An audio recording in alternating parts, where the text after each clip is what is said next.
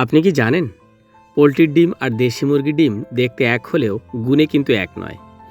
আজ জানবো কোনটা আপনার শরীরের জন্য আসলেই বেশি উপকারী। পোলট্রির ডিম আসে ফার্মে পালন করা লেয়ার মুরগি থেকে, যাদেরকে কৃত্রিম খাবার ও সাপ্লিমেন্ট দেওয়া হয়।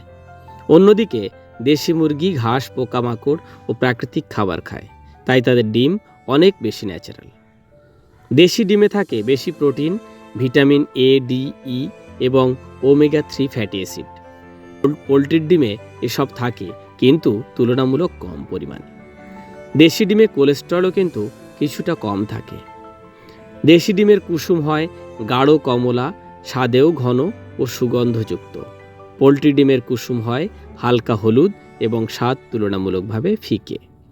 দুই ধরনের ডিমই উপকারী, তবে যদি আপনি স্বাস্থ্য সচেতন হন তাহলে দেশি ডিমই হবে আপনার সেরা পছন্দ, আর পোলট্রির ডিম সাশ্রয়ী ও সহজলভ্য বিকল্প।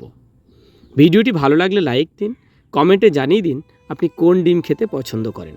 আর এমন স্বাস্থ্য টিপস পেতে চ্যানেলটি অবশ্যই সাবস্ক্রাইব করে পাশে থাকতে ভুলবেন না।